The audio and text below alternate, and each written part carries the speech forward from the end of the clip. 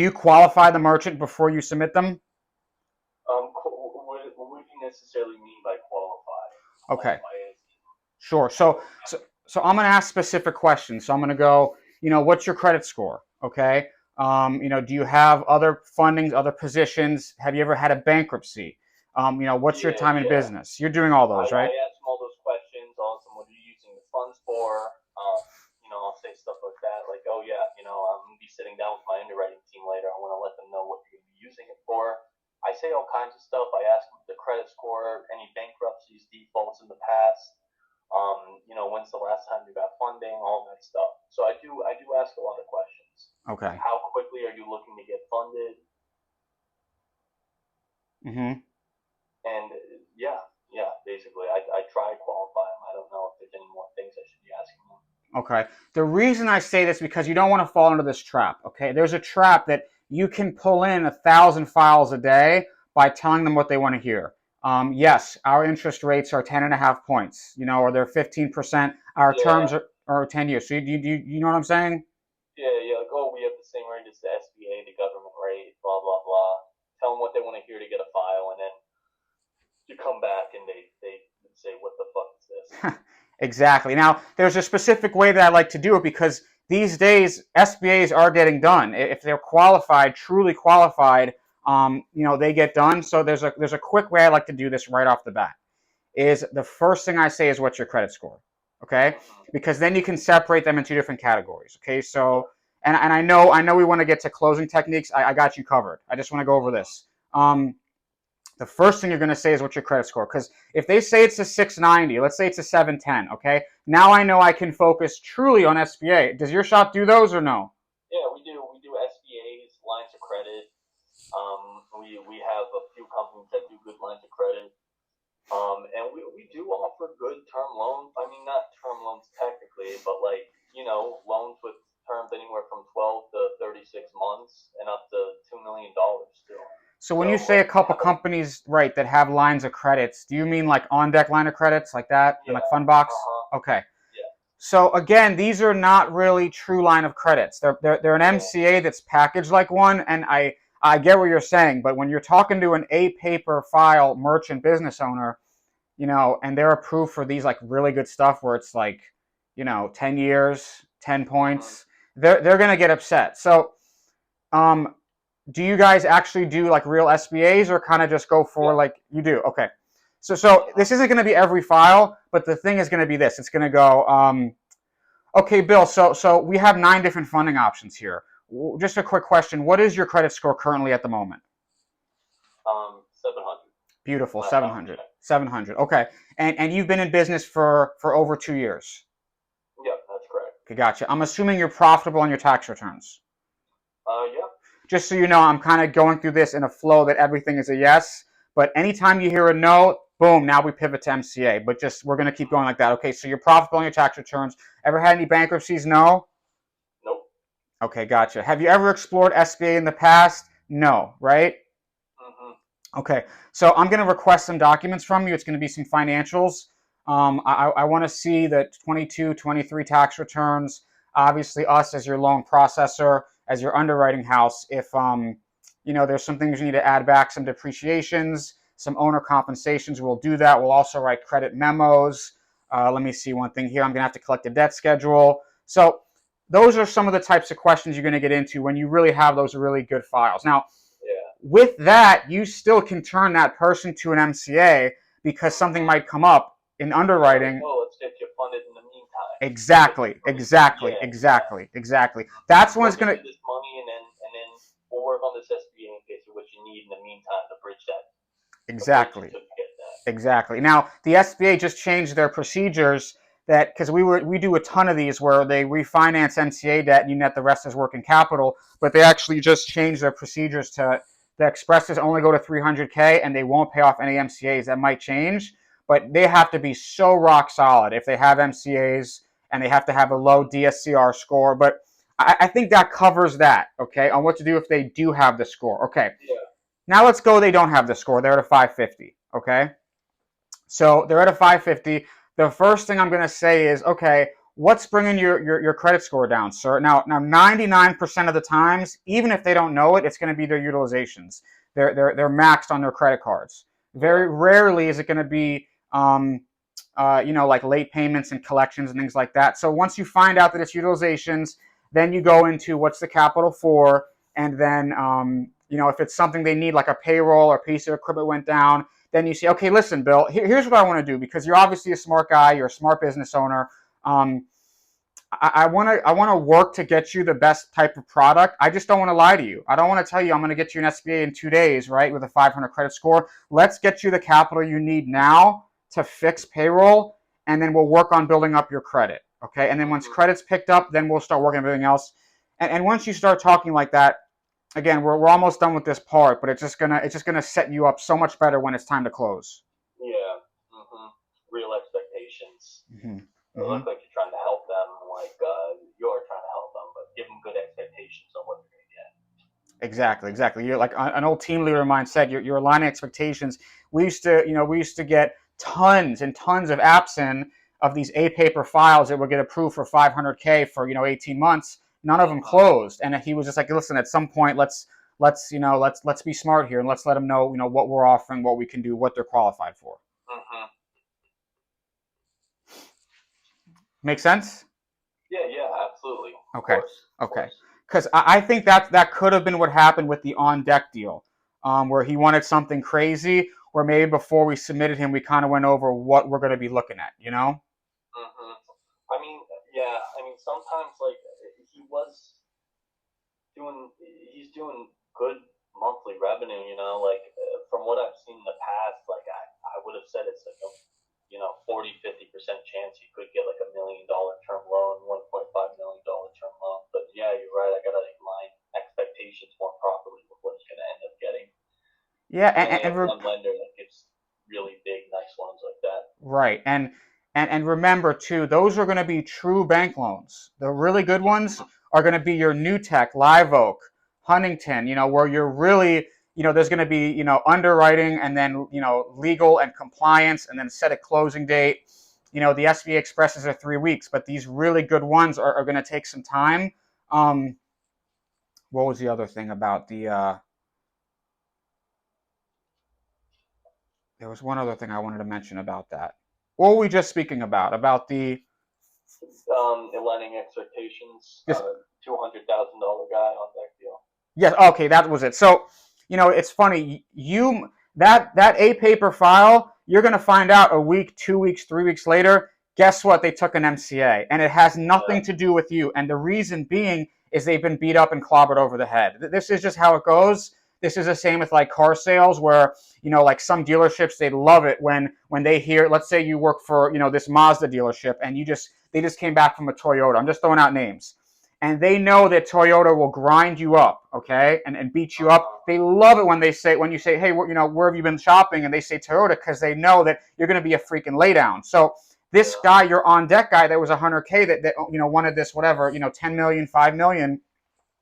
He's going to get called like crazy, and then eventually he's going to come to realize what he can qualify for. And if he really needs the money, he's going to take it. And it's really nothing to do with you. It's just the timing. It's all timing. Okay. Let's get into what's going to make you a happy boy here. Okay. Cool. So the first thing I want to talk about with closing is the takeaway close. Okay. Hang on 1 second. And real quick, sure. Is this being recorded, or is there any way I could like reference some of this stuff, or do I have to write it down? Or I'll get you this. I got you. Okay. Thank you, Moment. Sure. Okay. Let me pull this up here. Okay. So the takeaway close. So this is going to be very important. This is going to snuff out the true objections, because what's going to happen a lot of the time is, they're not going to want to say no to you on the phone, and it's just human nature. They're going to want to just yes you to death, hang up, and you never hear from them again, right? So you want to smoke out the true objection. This is so important. So like, let's say you're talking to somebody and they say to you, let's say you have a 50K. Okay. No. I don't need 50K. I need 100K. And then you say, okay, let me see what I can do. You hang up, and now you go see about getting a higher offer from the funder.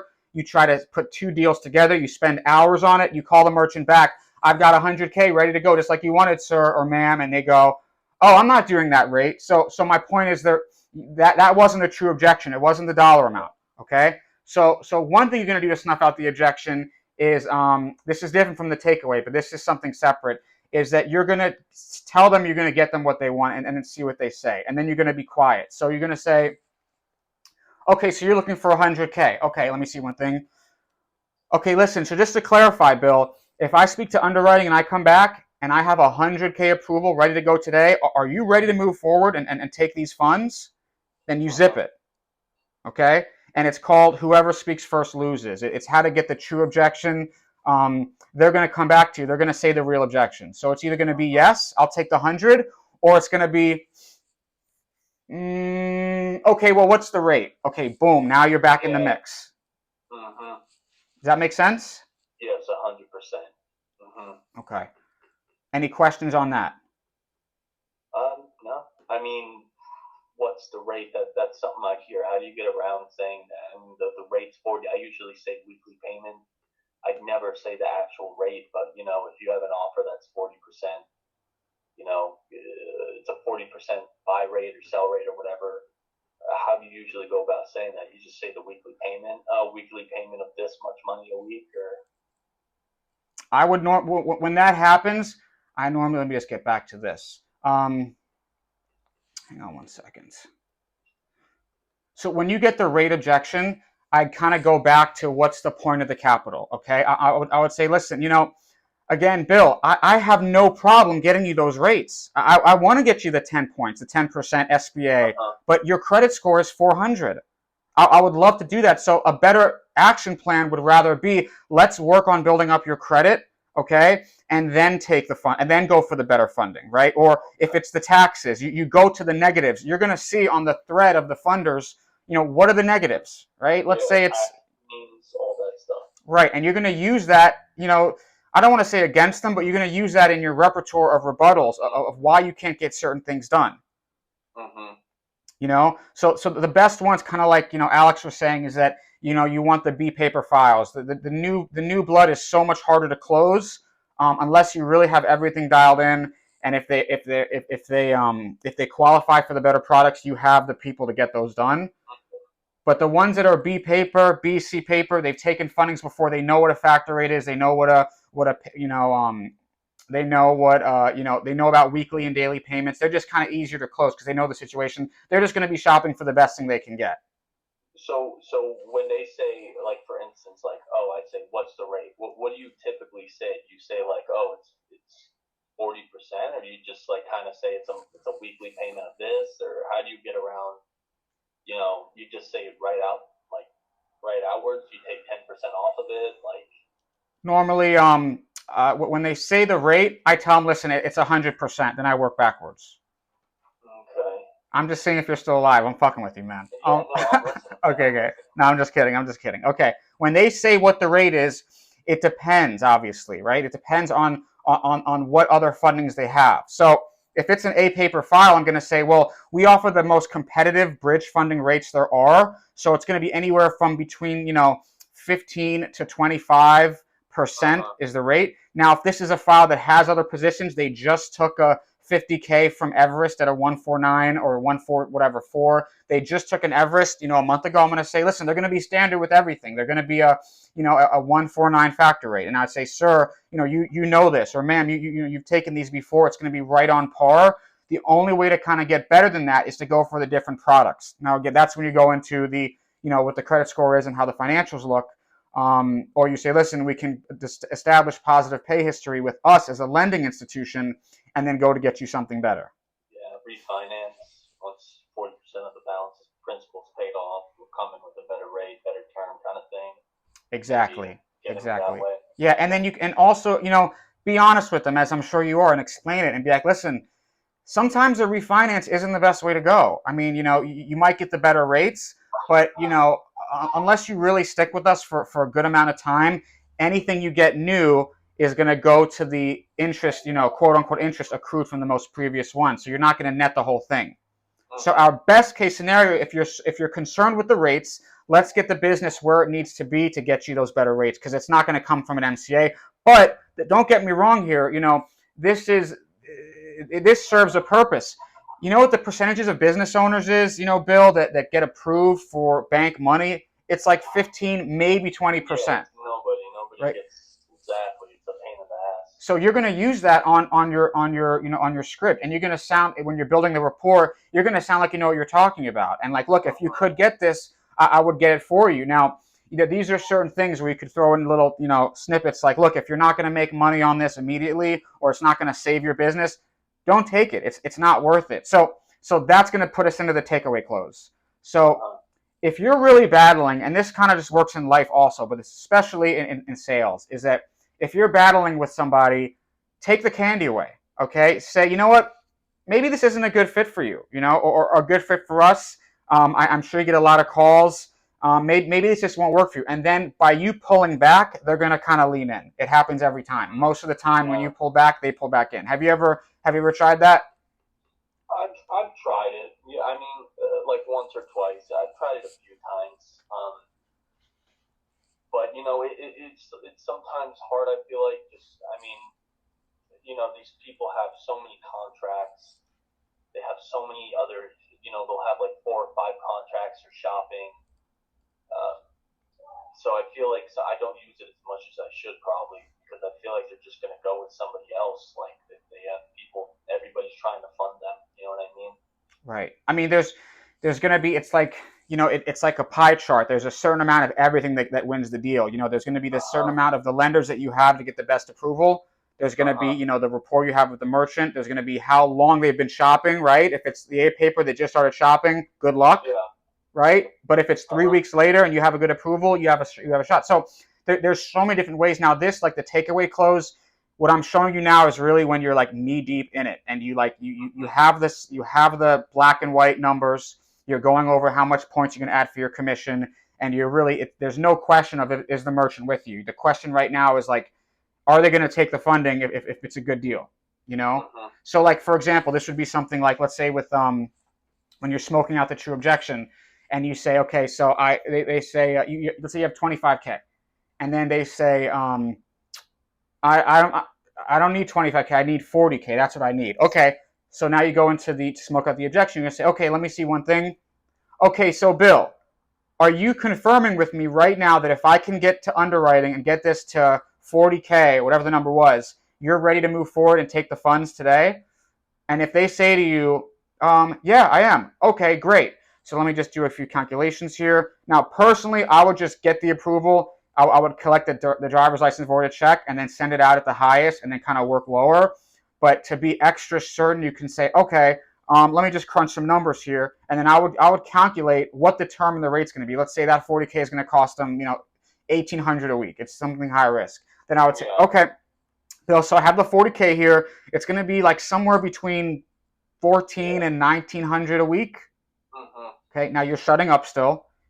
The reason for the shutting up is like, because you don't want to make the mistake of just of giving too much. And then like if you say it's going to be $1,700 a week, and then you keep, and they don't say anything, and then you try to break the awkwardness by saying, oh, but I think I can get it to $1,300 if that works. Yeah. That's not going to help you. Of course. Yeah. What do you think? No, I completely agree. You shut up and don't. What is it? Let them make the next move. Exactly. Let you hear the next objective or problem they have, and then work a problem for the next objective they have. Don't bury yourself. Exactly. Exactly. Because you don't know. You might give them the approval at a 149 that's paying you 12 points or whatever it is, and because there was 1 second of awkwardness, you dropped your pants and said, oh, but if that's a problem, I'll give it to you at $1,300 a week, which is now you making 2 points when they would have went for it. Yeah, definitely makes sense. Okay, let me pull up some more here. I'm giving these to you out of the course. I appreciate that. Sure. Okay, hang on.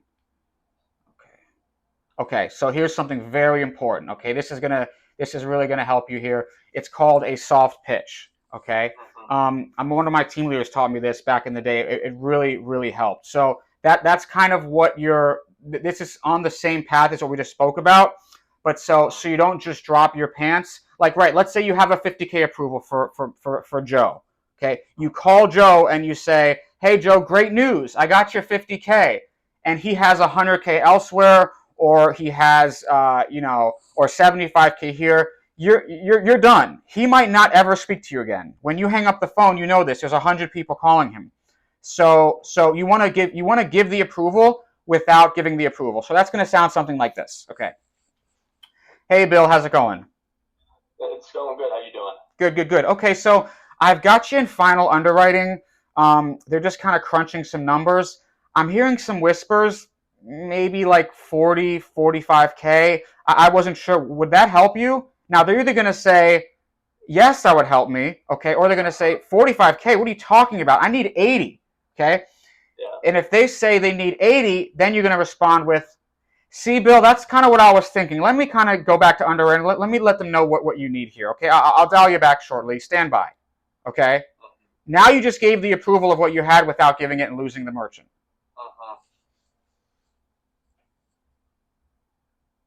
Definitely. Does that make sense?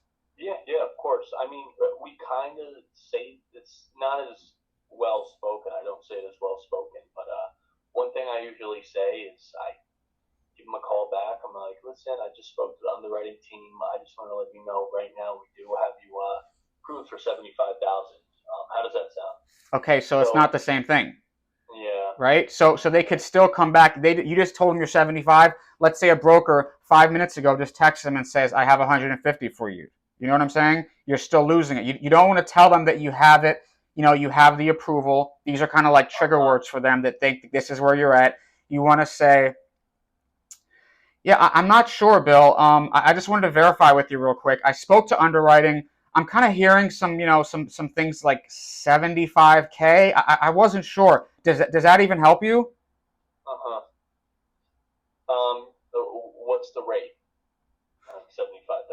I got you. Okay. Well, here's what I'll tell you is, obviously by working with us, we're going to give this to you direct. So the rate's not going to be a problem. It's going to be, it's going to be the best that you've seen because we're giving this to you wholesale here. But before we even get to the rate, I just want to make sure we're good on the dollar amount. Is the 75 going to be good here? Is that going to help you, or are we too high? Do we not need as much? Are we too low? You need more? Like where are you at? I could definitely use a little more. I was thinking 150 when we initially spoke. Okay, we needed like 150. Got it. I'm assuming you have some good. Now this is what I would go into. I would say, do you have some good AR for the month? Yeah. Okay. Okay. And how does revenue look in the month to date? Are we on track? Is it lower, better, same? Looking great. Okay. Okay, got it. So we need around 100 here. Okay. 100. I'd look at it. I'd look at 100,000. I was thinking 150. You were thinking 150. Okay, fair enough. Let me get to underwriting. Give me a couple minutes here. I'll dial you right back. Give me 20 minutes. Okay. Yeah, that sounds great. Okay, great. Thanks. Okay, bye. So do you see the difference? I left with my pants still on. Right, yes. So to speak. Yeah. So now I can either go back and try to get the bump to what they need. Most likely, if there's a 75 and they want 150, it's not going to happen, as you know. But we can talk about possibly putting two deals together. Yeah. Stacking. Yeah, like stacking. Or yes. Like, hey, we'll do the 75 now. Build up some payment history with you, and then give it 2 months. Once you pay 40% of the principal, we'll come in with another 75,000 or 50,000, or we'll come in with that additional capital to make it work for you. Exactly, and if you go ahead. Yeah, that's what I hear a lot of. We'll refinance it, and then we'll come in with another $50,000 once 40% of the principal is paid off. Like, how does that work? Fair enough.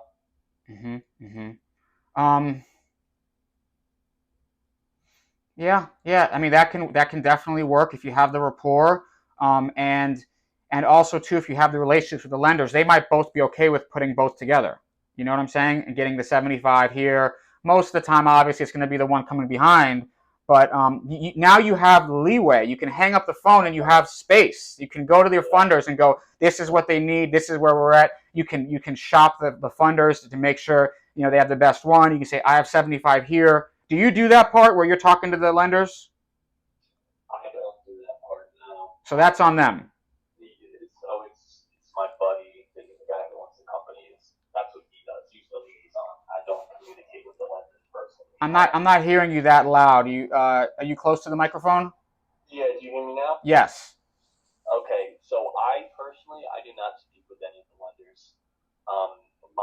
The boss does. So he's the liaison. He's the one who works with it, and I'll be like, hey, so and so wants 100K, like, and we have a 75K offer. Like, he's like, oh, let me talk to the lender, and I'll see if we can bump it up. Okay. So I don't directly talk to them, but my boss does. Okay, so you have somebody that's got your back on that, that's in your corner. Yeah. Okay. So once you get to that point, then you go back to your, the owner, the team leader, the manager, whoever it is, and then you go back with what they want, versus you coming back to them saying, hey, listen, I just told him I had 75K and the guy hung up on me. Right? Mm-hmm. Definitely. Okay, I'm going to go to another one here. Give me 1 second.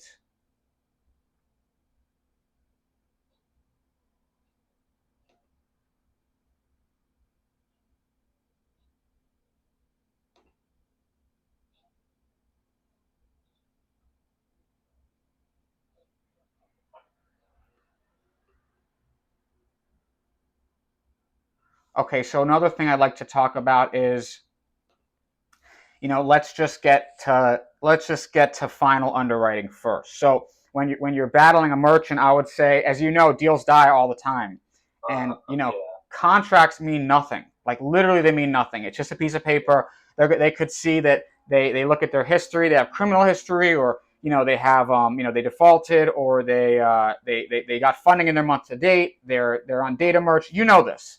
Yeah.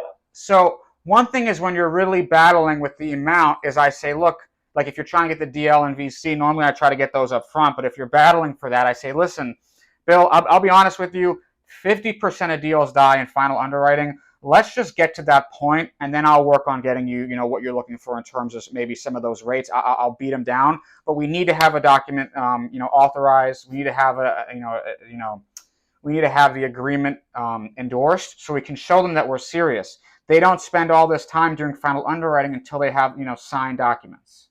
Uh-huh. And that kind of gets you what you need, whether it be the driver's license or a check, or it gets you to accept the, the approval that you have to get the docs out, to get them signed, and then you can really go to bat for them. Okay. Yeah, I like that. That sounds great. What are some any kind of thoughts that you're having? Is this helping? Yeah, I mean it's definitely helping. After I get this recording, I'm gonna write some of this down. I'm gonna structure it kind of like a different. What is it like? I'll have a different parts of the close. Mm-hmm. There are some objections I commonly hear too a lot, and I was seeing if you had any answers for those as well. Okay, do you have those written down? Yeah, I have them written down right in front of me. All right, let's run it through, and I want you to. How many do you have? I have like 6 or 7. Okay, let's first run through, because I want to show you 2 different ways of when I want you to be easy on me, and I want you to be hard on me, like really, really try to mess me up. So let's start. What's the first one? And why don't you give it to me as if we're actually in a call and you're the merchant? Okay, so this one's easy. This one do regular. I want to see what you got. Okay. Yeah. So I was looking at the contract, and I need a longer term. Like I just need a longer term. I got you. It's too short. 8 months. I'm not taking that. Okay, it's too short. Now, the most recent position you took was from On Deck, and I think that was around like 11 months, right? I think 11 months. Okay. Something like that. So obviously, when we take some more fundings, Bill, they're going to start to look, or they're going to start to appear more high risk, and that's going to change the category, right? You have like on one side the best loans that are 10-year terms, 10% interest, and then you go down to like bridge fundings that serve a purpose, but the rates aren't that, the rates and the terms aren't that good. So that's kind of why we're 8 months. But what I would say is this, it's that you need the capital. Bill, what was the reason you needed the funding again? Payroll. Okay, so right, what happens if you don't pay payroll? Won't be good, man. to say the least, right? Walking out. Yep. Yeah, exactly, right? So this is an example of like, no one takes 40% or 45% money, because they feel like it, right? It's serving a purpose. You're getting the money like that. I'm going to have the money wired to you. It's 2 p.m. now Eastern. By 4:30 p.m. before wire cutoff, guess what? You're getting that money, okay? It's going to be 8 months, but that's because, in exchange for giving you this through a high risk, obviously the credit isn't where we want to be, and that's another thing. We can build that up. That's what I want to do eventually. With the credit rating being where it is, the other fundings that you have, this is where they feel comfortable. And that's not to say that with good pay history, we can go ahead and refinance this, pay it off, get you something longer, get you something better. Maybe your other positions fall off. We're going to take care of you here, but we have to kind of meet somewhere. I mean, if you have to make payroll to pay your employees, I would say this is a situation where it's worth it to bite the bullet. I could be wrong. No, I agree, man. I need to do something about it. Okay, so that's that one. Another one is payback is too high. It's just I can't afford that. That's way too expensive. I thought you guys had, 20%. This is another MCA. I got you. And Bill, remind me again, what was the credit score? 640. Okay. So I remember if we spoke, the utilizations are kind of what's bringing the credit down. Yeah, definitely. Okay. I'm with you. I think the payback is horrendous, and it's like borderline. I don't even want to say it. It's nuts, the payback, but it's serving its purpose. No bank is going to touch you at your credit level. Now you're very close. If you can wait, if we can build up your credit from 640, you said, to like a 680. Now, assuming financials are good, P&L balance sheet look good for 2025. You have a clean history of no late mortgage payments, because I always look at that. Assuming all that's good, then we can get you something where the payback is minimal. But Bill, you have to remember something, right? Just because a bank makes it looks good, you're paying the same on a conventional or term loan, okay? Let's say with the credit rating of like 670, 680, you get approved for a conventional loan for $100,000, okay? $100,000 over, let's just say, 7 years, right? And the rate is industry standard. Let's say it's 12 or 13%. Okay, great, right? Yeah. You would run down the street and take that in a second, right? I'll take it tomorrow.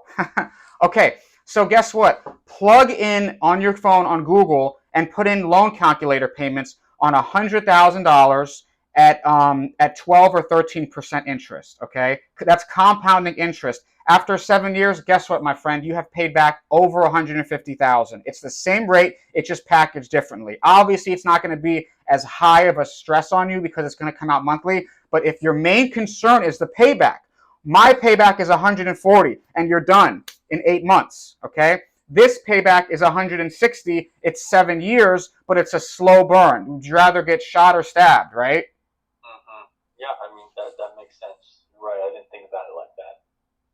Okay, so if it's, I just want you to feel comfortable. Again, Bill, if this is stuff that if you don't feel good about this, I'm not going to feel good giving this to you. I don't want to pressure you here, but your main concern was the payback, and I'm just trying to elucidate that the payback on a traditional, conventional type product is going to be the same when it's all said and done. Now, if you're telling me that the payments, the weeklies are too high, it's putting a strain on your bank account, whatever that is, that's a different story. But if your only concern is payback before moving forward, that should hopefully quell your concerns. Okay, yeah, man. I never really thought about it that way. I appreciate it. I'm definitely considering taking it. So. Awesome. That's what she said. Okay, what's next? What is it? A common one they have when they have 5 or 6 MCAs, 4 MCAs. Oh, I want a buyout. I want a consolidation. I don't want another MCA. Like, how do you? I mean, you just say like, hey, we offer reverses, or So normally on those, again, it pivots. Well, up literally because the SBA just changed their procedures. Literally, it takes effect June. I think it's June 1st, and up until then, we would go right into the SBA pitch. If they have a 650 or higher, we're going to get them an SBA. If the debt is under 500 and refinance it, but literally they just change it. It's effective. I think it's June 1st where they won't do that anymore. So now with that being the case, if their debt service coverage ratio is really solid, it's just like a debt to income, like for real estate. If they have really good revenue, and income, and they don't have a lot of debt on the business, or the income, outweighs the debt heavy, they'll still get an SBA, and then they can use that to do whatever they want with it. If that's not the case, then I would speak about reverses. But the way that I pitch reverses is, normally they know what a reverse is. They've heard it before. So I would say, are you familiar with the reverse consolidation? Now, if they right away are like, yep, I don't want that, it sucks, then you're going to go one direction. And that direction is going to be basically like, okay, listen, that's sort of the only thing we can do. They stopped doing full buyouts because they would notice people would default. Like, think about it. If it was your money and you paid off the others, now you're assuming the risk of 5 different places. It just doesn't make sense. So the best way to do it is to do it in the weekly disbursements. Now, what I can tell you is with my funding personally, we can get you some of the best rates you've seen where you really are having a good savings, like 40% or so a week. But I always like to tell my clients, and this is something I want you to say, is that, listen, make no mistake about it. This is another funding. You're paying rate on top of rate. One of my old managers, my old shop owners used to say that, and it's very true. You want to let them know so there's no surprises, because when they see that contract for a funding of $300,000 and the payback is is $450,000, they're going to be like, what the hell, man? Yeah. So my point is, front load all the negatives. It's interest on top of interest. It's another funding. It's saving you 40% per week. But, and here's the big but, if you're going to go underwater because you can't make your daily or weekly payments for MCAs, then it's worth it. And you can cancel at any time. Let's say you take it for, a month and it just lowers your payments by 40%. Let's say you're paying, $10,000 a week. Now you're paying $6,000 a week. Okay. And it's just a slow month. You do that for 1 month. You just saved, $16,000. And then now you cancel the reverse and it wraps up into a position you pay it normally. That gets you through your slow season. These are some of the kind of workarounds we like to do for clients. Mm-hmm. Okay, awesome. Yeah, I mean, that sounds great. Like, I like both of those rebuttals to my arguments or to some of the questions I get. One more, I guess, I don't know, have you ever hear that the APR is just way too high? Like, I've had 3 people talk to me about the APR being way too high, blah, blah, blah. Is that something usually you ever encounter, or? Well, I normally kind of stop it because, right, you mean like where they'll see like APR of 800%.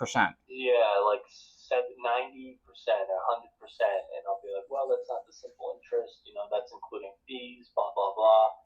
And I've had 3 deals in the last month. That's what they brought up, is APR, and it's hard to get around that, or I don't know. Well, for that, I would say that they have to be, you want to make sure that they're prepped for what they're saying. If they see that just sounds like they were sent contracts for something they were never explained, and they saw that and went, whoa, what the, what's this? So you want to say things like, look, this is very different from a traditional type of loan. This is a purchase of your future revenue, your future receivables. This is a fixed rate, okay? It's not something that fluctuates with prime rate. As prime rate goes up or down, so does your total payback. No, this is something where it's calculated. I wouldn't even look at that number. APR is something if you're looking for maybe a specific type of loan or a car that's going to be a lengthy type of process. This funding serves a purpose. Okay, it gets you something ASAP. There's no time to waste. It gets you the funding within an hour on your bank account, and then it gets paid off in a short amount of time to normally accomplish a goal. We're not crunching the numbers on these to find, the lowest, 6-7% APR. We're talking about a different product. And then I go into, if you qualify for this, then absolutely let's go into that and get you something that works, with prime rate and fluctuates with that. But obviously, we're not talking about that. What you want to know is, what's the factor rate? What is the rate that you are paying back on this money? And if we've already agreed on those terms, I wouldn't use that number. I mean, that number could be 1,000%, and obviously we know that's not true. You're getting 100,000. The payback is 140,000, right? So this isn't interest at all. But if you were going to talk about interest sounding things, this is like 40%, right? Yeah. On top, 140%. Okay. Hold on. Could you give me 20 seconds real quick? I just Yeah. have to. Go ahead. 20 seconds. Okay. So, before we kind of wrap this up, I wanted to speak on that. This is a business built off averages. Especially if you're opening files as well. This is a product for someone that needs the money. Make no mistake about it. If they don't need this money, they're not going to take it, right? I mean, think about if you would take it. You'd have to serve a purpose. I completely agree. You got to find somebody who's in the right situation, who needs the money. Obviously, nobody's going to take this unless there's an underlying reason, a serious underlying reason as to why they need it. It has to serve them in some way, and so Exactly. I completely agree with that. I can't just go calling people saying, "Hey, do you need any you need a term loan, like a line of credit at 1%?" It's hard to hit something like that and come back with an MCA or a line of credit that has a high monthly interest. I think I definitely need to prospect better, set expectations a lot more realistically. Yeah, because you're gonna not to cut you off. You're just creating problems for yourself on the back end. You might be feeling real like, which one would you rather have? Would you rather pull in 10 files a day and close none of them, or bring in like 3 solid files a day and have a good chance at closing them? Yeah, no, I completely agree. Quality over quantity. Exactly, and and there's a couple things that that we would go over in terms of the pitch. We can maybe save that for the other call because I really wanted to get into closing. But I think opening some good scripts that we would go over would really help you. Yeah, I mean, as in you're talking about next time, or I would say I think we're at about an hour, right? A little over. I think we started at 6:23, something like that. Yeah, 6:22. Okay, let's run through a quick one. Okay. So on some of your leads, I'm assuming that they're packages or they're people that have taken funding in the past, right? Yeah. Okay. Okay. Okay. Hey, Bill, you there? Yep. Hey, Bill, it's Sam with BLP Partners. How are you? I'm good. How are you? Good. I'm looking for a little bit of help. It looks like you guys were interested in some funding options for the business in the past. What was your situation? Did you ever get funded, or did were the rates too high? Like whatever happened with that? Rates were too high, man. Rates were too high. What was it like? 100K payback, 160, something like that. Yeah. Definitely. Okay. So now that we're there, now you use what we gave you for in terms of handling the objections and the rebuttals. But did you see how I kind of opened it up and it was just easy. It was just a very quickly, you're saying a broker submitted, that kind of lets the guard down. They don't want to work with. Now, obviously, a lot of people say that, but it kind of lets the guard down. So the premise is this, is you're using a pattern interrupt before you go into your pitch because you need to disarm them. They're so used to the calls. They're so used to the getting, spammed all day long. So you're saying, yeah, I'm looking for a little bit of help here. And that's going to just give them 1 second of it's going to interrupt their pattern. Then you go into it. Yeah, no, that definitely makes sense. You go into it after you disarm them, and then you really look at do they need the money or not. So no, I definitely it makes sense. I'm working hard. I've been calling a lot of people. I've been trying to figure out what's going on. Truth is, it is definitely a difficult industry, and I just don't have an exact on the money spot of what I'm doing wrong. So it's probably it's a couple different things that I'm doing incorrectly. So I'm gonna keep working. Hopefully, I close something before the end of the month, and I want to keep grinding. So figure it out. Yeah, and look, Bill, you've done deals already. You funded.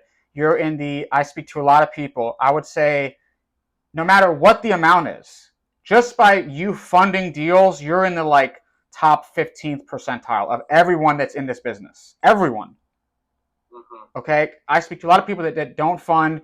They spend a lot of money. They're not funding. They haven't gotten deals. So give yourself a pat on the back. This is a super competitive and just frankly, just very cutthroat industry. You know this. So to Yeah, so to get anything is good, and anything's going to take the reps. It's just the reps. It's just the reps. And then once you have this stuff down pat, you're not going to need a pitch. You know, you might have an opening line, but you can really just talk to the person and get a feel for what they want. And you can just normally, I can tell off like 20 seconds, is this person going to take funding? Is this person going to be a buyer, or are they not going to take it? Yep. No, I completely agree. You got to think to yourself, like, well, I guess you are a lender, but I got to think to myself, if I was lending money out to this person, like, you know, do I think they're seriously interested in, you know, the possibility of taking money from me? So I get that you got to prospect them in 20 seconds. You should probably know whether they're a good fit or not. And remember, go ahead. I was gonna say, how many? So like in a week, like it's just different for everybody. But how many like deals? Like say you get like 7 approvals. Like what's a good close rate? Like 20-30%. Like I guess it switches. I know it's variable. It depends on the people you're talking to. But what do you think's like a solid metric of like this is where you want to get to at the minimum? Bill, I got to tell you, man, you know, if you take one piece of information today, it's just at this. You're on the right path, because that question really says a lot about you. Yeah. I asked the same exact questions when I first started, and like it really shows your mind is thinking, because it's saying like it's trying to calculate to create a system, to create order of this. Yeah, okay. Of course. That's my biggest problem right now. Is when I first came into this, and you got to keep in mind too that we don't have a training team. I don't have somebody listening to my calls. I'm basically just kind of listening to my brother here and there. So it's a lot of chaos, and it's about figuring out what kind of structure I could get to this, the chaos that's going on around me, and how I could turn it into something that's repetitive, and you could repeat, and you could repeat, and you could repeat. It'll give you consistent outputs, consistent numbers. Yes. So, if you have a good closer with you on your side, I'd say 20 to 30%, but that number, it can be so misconstrued, because again, the lead sources, how you're qualifying deals. I mean, I could bring in so many files and get nothing if they're not qualified right, or if they were qualified right, for whatever reason, the luck of the draw, you know, they got killed in final because they took funding or however. So the number fluctuates. What you want to look at is monthly. You want to look at what you're doing a month. And in my experience, if you're doing everything right, the same things, switching lead sources could throw a wrench in this, but if you're doing everything the same, you want to look at what you're bringing in a month, like what your average funding, how many units you're funding per month, you know, what your commission is. That's kind of what I looked at the most, is that, you know, what is my take home? But, you know, make sure that when you talk to them, you're not afraid to lose the deal. They can smell the desperation, right? Yeah. They can smell it. Like you might want to, like something that I did, and I remember, I forget where I heard this, but I put on my wall where I was dialing like a piece of paper that said like 500,000. Whatever your number is, like right now, Bill, if you had, you know, $1 million in the bank account right now, I'm being honest, if you had $1 million in your checking account right now, if you knew that, right, how different would you be on the phone with them? You'd be indifferent. You wouldn't care. I mean, not you wouldn't care, but you'd be indifferent to whether they take the money or not. Exactly. And don't you think that's how you want to sound when you're selling money? 100%. 100%. Whether you jump on the train or not, it's going to keep on rolling. So, Exactly. Yeah, I completely agree. Something you might say. Yeah, go ahead. No, I was going to say I agree. How Okay. you carry yourself, how you sound. It's how you sound. Yes, exactly. So those are some things to keep in mind. You know, you might say, when this is part of the takeaway, you know, the takeaway close, like, listen, thank God I'm doing a lot of deals this month. I fund, you know, millions of dollars. Maybe we're not a right fit for you. You know, maybe, you know, you'd rather go to someone that's maybe a little bit, you know, cheaper. And, you know, unfortunately, you kind of run the risk of getting things like, you know, random, you know, pulls out of your bank account and hidden fees and costs. You know, we might be like a smidgen more expensive, but whatever's in that contract is exactly what's going to happen, and it will never change. And you have my word on that. We do that for our clients. You know, so maybe we're not the best fit for you.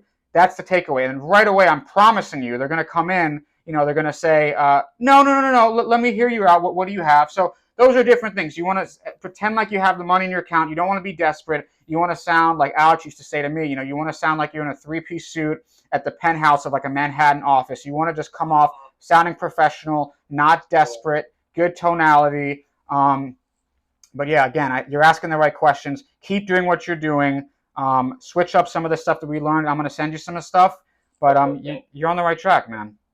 Thank you. I appreciate that. I'm gonna grind hard next month or two. After I definitely secure another deal, dude, I'm definitely down to keep doing calls with you. I just, it's a bit of a money crunch, so I don't want to say I'm gonna do another call next week, but there's no doubt that I want to do another one. So I learned a lot today. I got you.